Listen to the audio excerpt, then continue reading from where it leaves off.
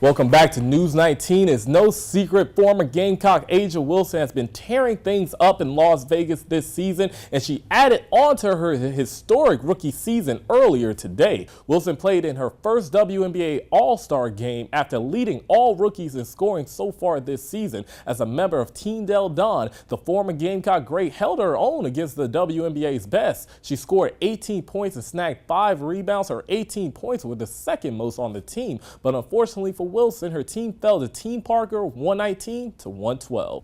And moving things over to the gridiron, Buddy Pugh and the SC State Bulldogs have made several additions to their coaching staff this offseason. Those additions include former Gamecock Corey Jenkins coming in as the new fullback and tight ends coach. In addition to that, Bennett Swaggart will take the reins as offensive coordinator for the Bulldogs, a Bulldogs team that was picked to finish 7th in the MEAC. But these additions has Coach Pugh optimistic.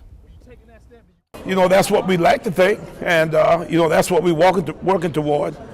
The fact that we've gotten, you know, our guys all on the same page, we've gotten our staff together, we've gotten people in places that I think are directed in a way that we've got a cause in mind, you know, is what our mission is.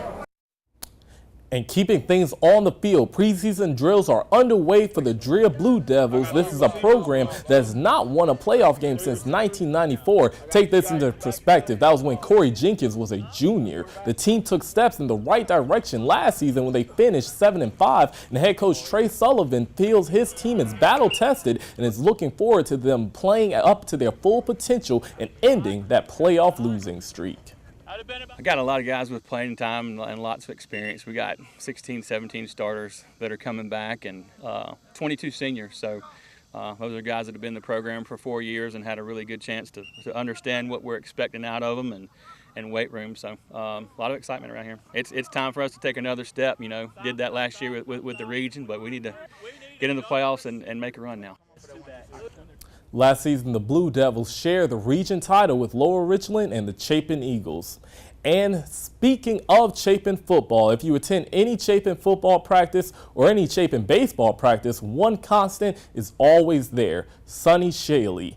Back in the day, Mr. Shaley was part of the film crew for games, and his love of Chapin athletics and his dedication to the school has made him an Eagles icon. News 19 Sports Director Reggie Anderson introduces you to this Chapin legend. Mr. Sonny, you met Reggie Anderson? Yeah, I see you on TV. This is a Chapin legend. He's a Hall of Famer at the school. He's 86-year-old Sonny Shaley, and he was the first quarterback in the history of Chapin High School.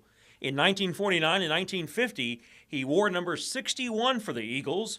Now in 2018, Mr. Shaley is still a fixture at Chapin. Whether it's games or practices, he's there enjoying the atmosphere of Chapin football. I just love to be with the boys, see the boys, and see how different it is now than when I was playing. Equipment so much better. We had plastic helmets, high top black shoes. We only had one jersey, and it was home and away jerseys. And not only is the equipment better, but so are the facilities. In fact, Mr. Shaley is overwhelmed by the investments that have been made on behalf of this football program. No comparison. Like I said, when we played down on the old baseball field where the fire department is now. That's where we played.